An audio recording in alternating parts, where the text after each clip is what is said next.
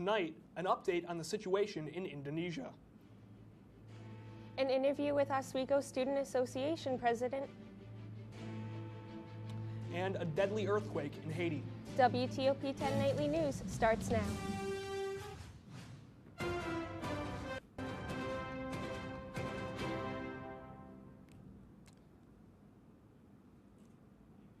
Good evening and welcome to WTOP 10 International News. I'm Ryan Fox. And I'm Chelsea Garby. At least 10 people are dead, according to the Haitian Civil Protection Agency, after a 5.9 magnitude earthquake struck off the island nation's northern shore Saturday night. Another 135 were reported as injured on the agency's Twitter Sunday.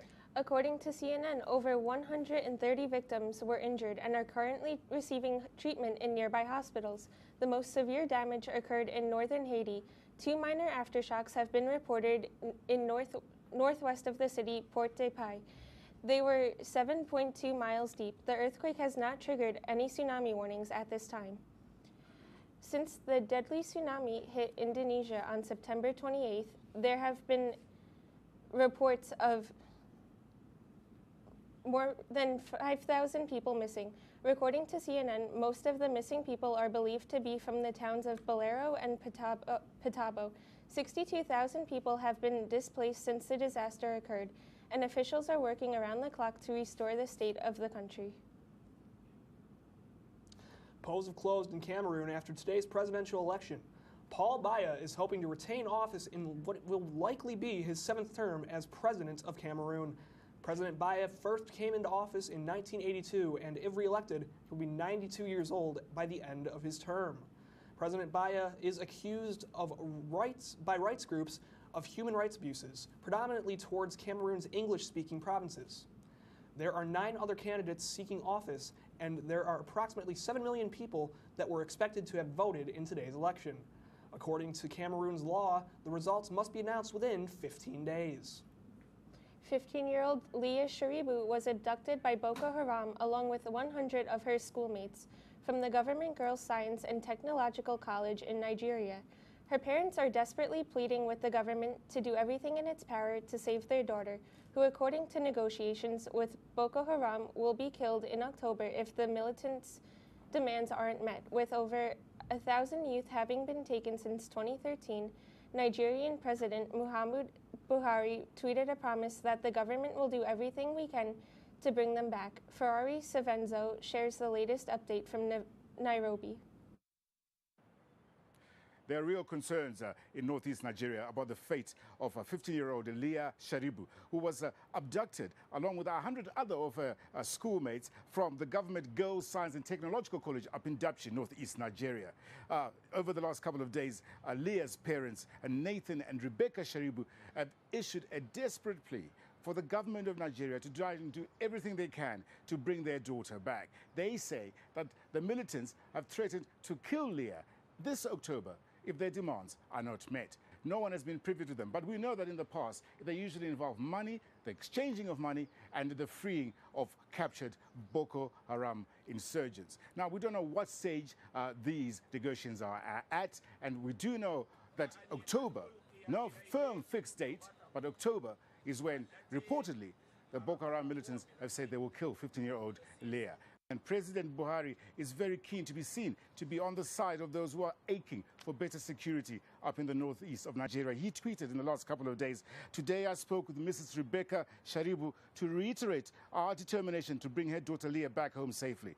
And of course, he says we'll do everything we can to bring them back. There are over 1,000 kids that have been taken by Boko Haram since 2013. And remember also, April 2014, 200 girls taken from Chibok. About 93 of those still remain missing. But the fate of Leah, no one quite knows what will happen to her. Farai Savenzo, CNN, Nairobi. The Nigerian government has committed to continuing negotiations with the end goal of saving the hostages. And now for a local but still international story from Tomas Rodriguez. Students from all around the world come here to SUNY Oswego. Hart Hall and its loving community accepts students from any and all cultural backgrounds. Take a look at my story tonight. Hart Hall, also known as the Global Living and Learning Community, houses students from all around the world. Students living in Hart Hall are required to take the IST course. This course has been in place for over 10 years and is currently run by Maggie Rivera and Chelsea Del Giorno. The IST course is a course that's focused on international cultures and different individuals around the world. We have an international focus, which means that we don't focus on anything inside the U.S., and we broaden people's horizons to what's happening around the world. Vegard Bergsed from Norway is living on his own for the first time. For instance, this is the first time in my life I've ever shared a room with someone. Yeah, we meet people from all over the world, from Canada, Nepal, On the other hand, for Spaniard Mercedes Perez, living away from home is nothing new, but living in an international environment has changed her perception of life. I like living in Hart Hall because you have the experience to all the international students. You get to meet people from different cultures. Hart Hall is not exclusive for the international students. One example is Sean Moore, who believes that learning from different cultures helps one become more open-minded. Students from a total of 27 different nationalities live here in Hart Hall. The IST course is an opportunity for them to learn from each other's different culture. Reporting live tonight, Tomas Rodriguez, WTOP News Channel 10. Aside from its learning benefits, over the years, the one-credit IST course has helped many students with graduating on time. A Palestinian man fatally shot 2 Israeli co-workers and injured a 3rd individual in a workplace shooting Sunday. The attack took place in an Israeli-run factory located in the West Bank. According to New York Times, Israeli officials are describing the attack as terrorism. Hamas, an Islamic militant group, commended the attack without taking responsibility for it. President Reuven Rivlin of Israel said in a statement, it was also an attack on the possibility of Israelis and Palestinians coexisting peacefully. Coming up later tonight, I sit down with SUNY Oswego's Student Association President, Omar Van Reenan. But first, let's take a quick look at the global forecast with Storm Team 10 meteorologist Dan Mazursky. How's it looking out there, Dan? Well, guys, it's looking fairly well.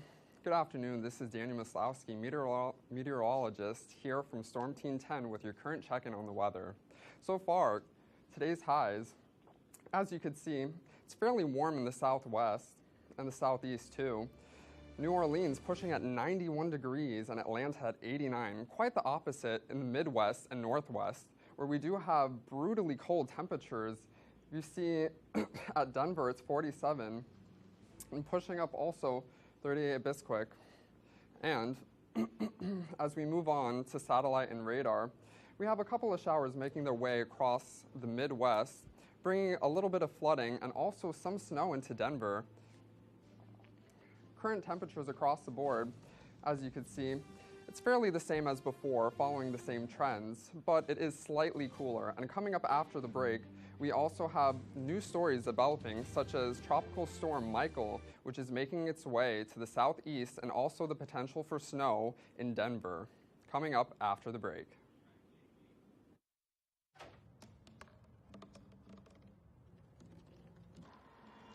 Everybody has a dream.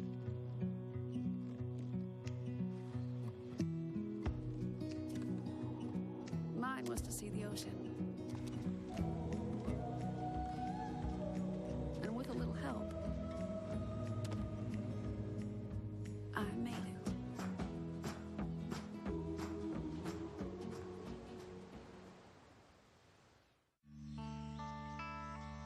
This is the moment I knew his future had no boundaries. There are some moments only the forest can inspire. Find yours at discovertheforest.org. Life's taught me a lot, and I'm ready for more. Well, you're not the typical kind of candidate that I hire. But you are exactly what I'm looking for. Your company could be missing out on the candidates it needs most. Learn how to find a great pool of untapped talent at gradsoflife.org. Is how are you, Precious? Okay. Take out the precious. Way too cheesy. Okay, yeah. Just go, sure. hey, how are you? Nope. How's your day? Yeah. Don't be cheesy. Yeah, I figured.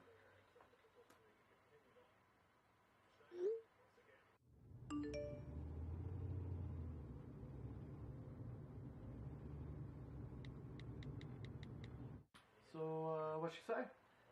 She's still typing. I'm not sure. She never takes this long. I wouldn't worry about it. Give it a few minutes. Okay.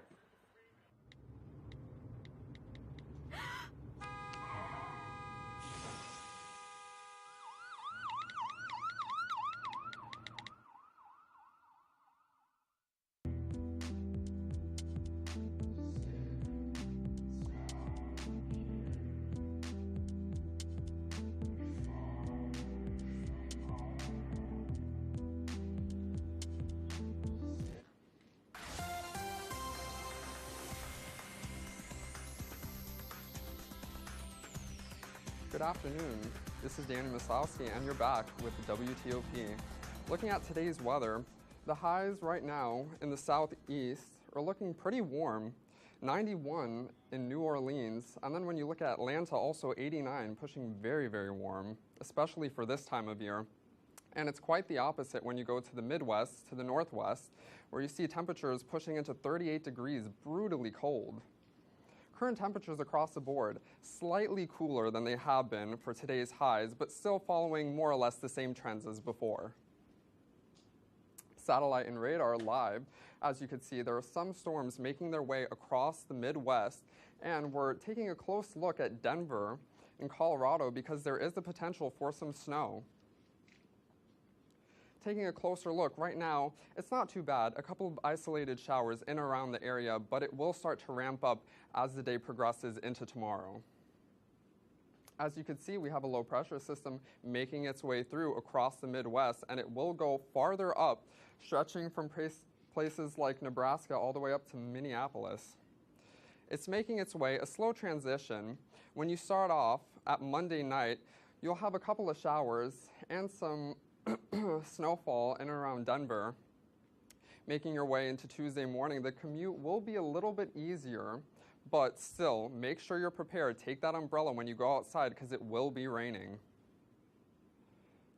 Making its way farther into the northeast, you're going to see that there's more snow because you're getting into the higher latitudes, which makes the rain start to transition into mixed rain with snow and then snow, which is in some cases a little bit messy when you're going out the door because it's a mix with rain and snow, which sometimes makes it hard to commute if you're taking that car out. Futurecasts, some snow in and around the Midwest, but it starts to clear up and it's a lot better than it was 2 to 3 days ago.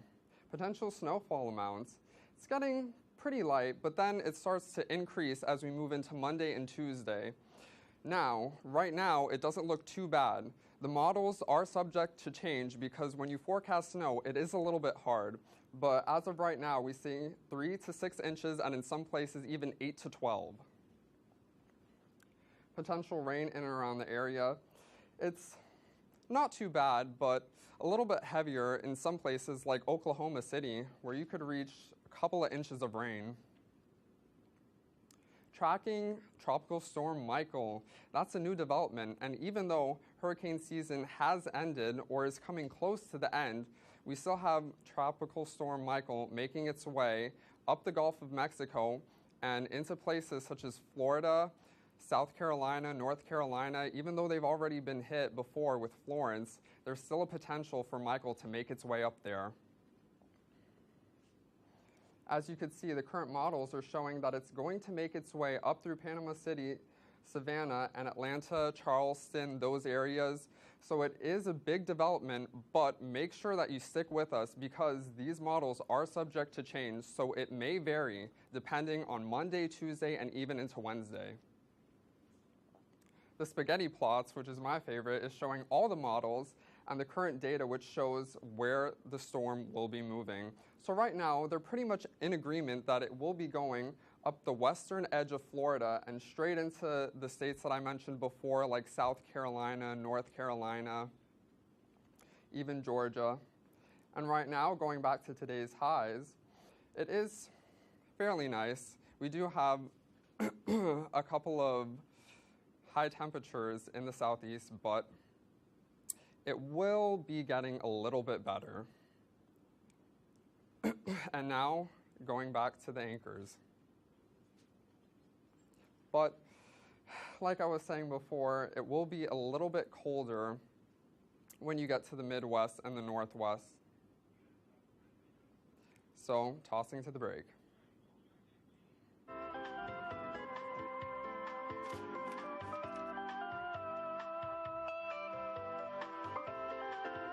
Hey, bud. Hey. What? What are you doing October 17th at 2 p.m.? I don't know. What are you guys doing? Funny you should ask, because we're actually watching the Media Summit Red Carpet Show at 2 o'clock on Wednesday, October 17th on WTOP 10.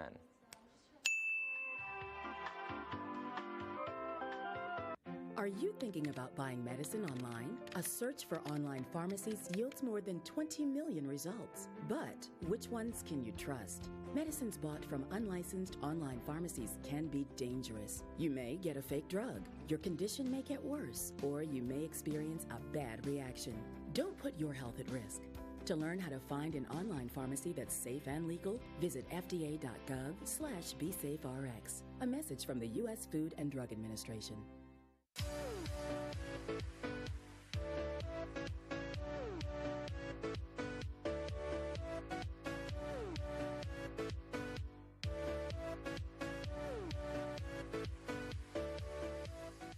My family and friends are always with me, no matter where I may be. Sharing stories from home helps me sustain my recovery from my mental and substance use disorder. Hi, sweetheart. Join the Voices for Recovery. Our families, our stories, our recovery. For confidential information on mental and substance use disorders, including prevention and treatment referral for you or someone you know, call 1-800-662-HELP. Brought to you by the U.S. Department of Health and Human Services.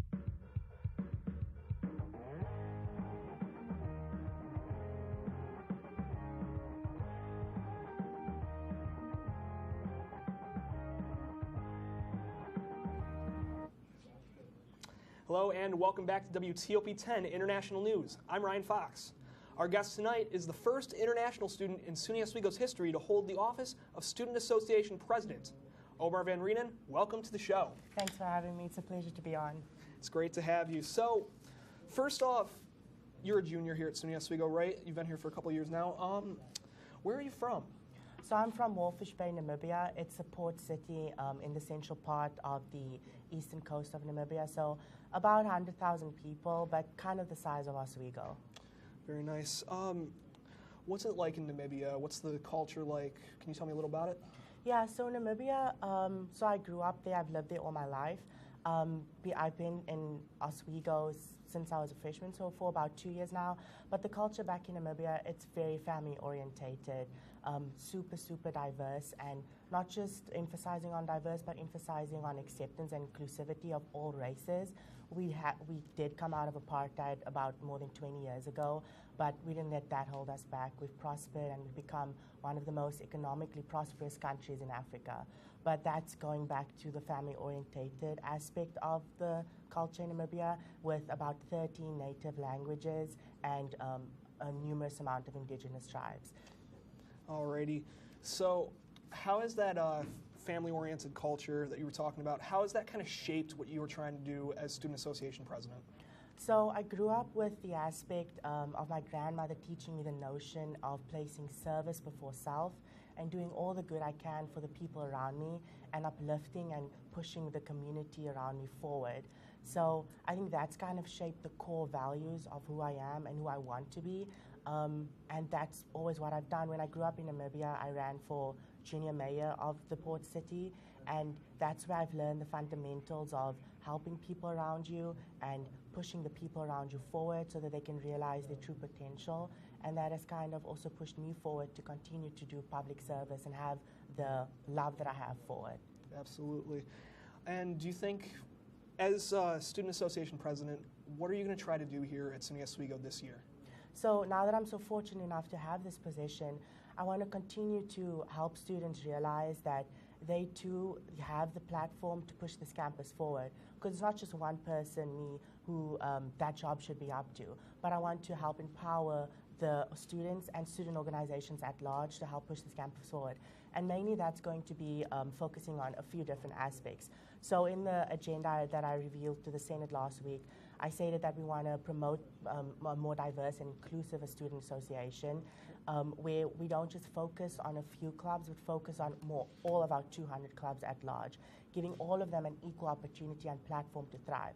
And we've seen that in the equal pay for equal play movement, where we gave our women's club sports the equal opportunity this year and equal funding to go to all these conferences and state and regional competitions and take part with the equipment that they need to help thrive and win all these games. And we've seen that with women's club rugby and women's ice hockey getting the hockey accreditation and joining this association.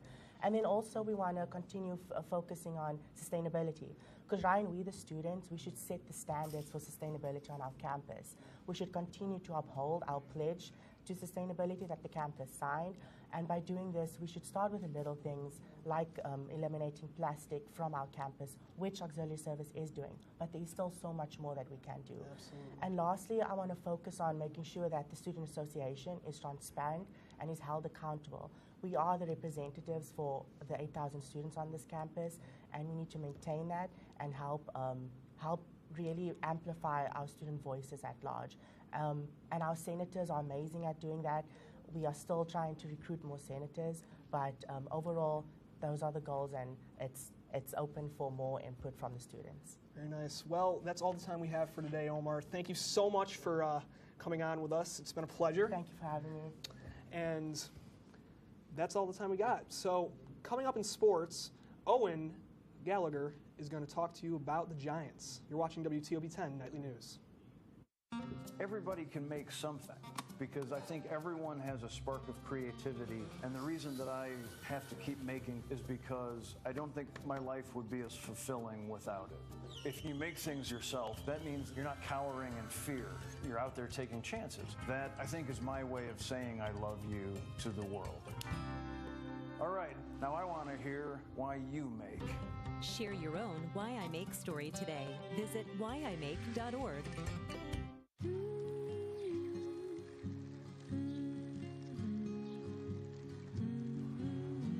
Of all the things you've done with your bike, donating it to Goodwill may be the most incredible of all. Goodwill. Donate stuff, create jobs. My new dad teaches me all kinds of stuff. I wouldn't use this one. He helps me with my decision making. Never. And he's even teaching me how to drive. And that's why cars have bumpers. You don't have to be perfect to be a perfect parent. Thousands of kids in foster care will take you just as you are. And then she was like, yeah. And I was like, no. And then she was like, yeah. And I was like, yeah. Oh my God. Oh my God. Ryan just texted me. Oh my God, what did he say? Netflix and chill? Netflix and chill, that's like so last year. It's all about WTOP movies on demand and chill. You are so right.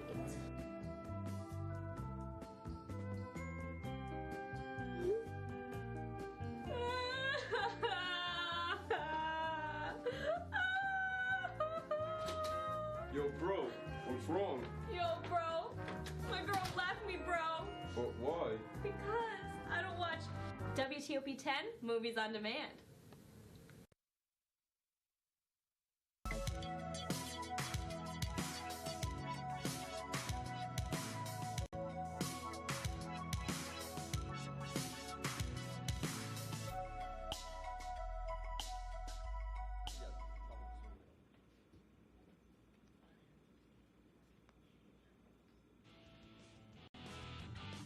And welcome back to WTOP 10 Nightly News. I am Owen Gallagher here with your sports update. Last night's main event at UFC 229 was one of the most anticipated bouts in recent time. Lightweight champion Khabib Nurmagomedov defeated the notorious Conor McGregor in the 4th round, but the real fight happened just after that. Nurmagomedov jumped over the wall of the octagon and fought some of McGregor's coaches and team.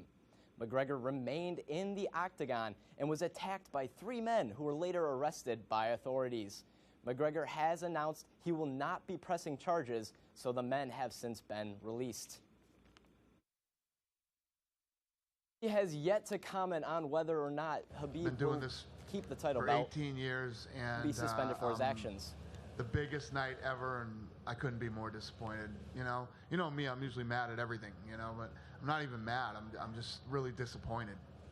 Conor was one of the guys who was attacked and things like that. Conor refused to press charges. So the guys that they did have, they've released. There were 3 guys from Khabib's team arrested. I think they were from Khabib's team. I don't know. That were arrested, and they were released because Conor didn't want to press charges. And we'll have to see what the UFC's ruling is on that. Now, from the octagon to the pitch, midfielder Weston McKennie will be unavailable to play for the United States in their upcoming games due to a calf injury. McKennie scored his first goal for his club team Schalke in the Champions League earlier this week and tallied another goal Saturday before injuring his leg. Team USA will be missing some key pieces now as McKennie joins Christian Pulisic and Tyler Adams, who are sidelined with injuries. Now, the United States plays Colombia on Thursday, kickoff set for 7:30. And while the men get set for their friendly competitions, the women's team continued their hot start through the qualification games for the 2019 World Cup. The women's team shut out Panama just earlier this afternoon in a dominant performance. Carly Lloyd led the way in scoring with a hat trick as the team tallied 17 shots on goal. The women continue to cruise through qualification as they've scored 11 goals and they haven't even given up any yet. A balanced attack should help the team in their last group stage game as they are set to face Trinidad and Tobago on Wednesday. And staying in the world of soccer, sponsors such as Nike and EA Sports are expressing their concern about Cristiano Ronaldo and his case amid rape allegations. All of this comes a week after a Nevada woman filed a civil lawsuit against the Portuguese star. FIFA has removed Ronaldo from the cover of the digital game, and a representative of Nike says, quote, "We are deeply concerned by the disturbing allegations, and we will continue to monitor the situation." And, we talked a lot about some football across the pond, American football today. We did see the Giants in action, unfortunately dropped a game to the Panthers on a heartbreaking field goal loss.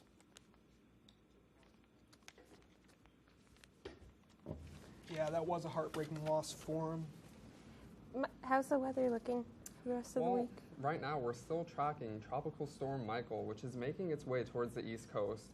Right now it's not looking too bad as it makes its way to the Gulf Coast.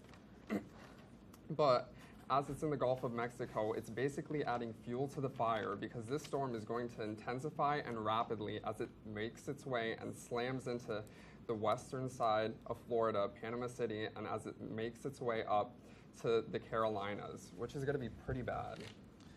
Well, that's our report for tonight. Be sure to stay tuned for our upcoming OP. Thank you for watching and have a great night, everyone.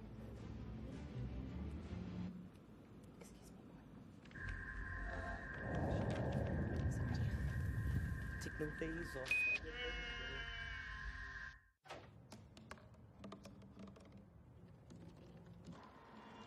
Everybody has a dream.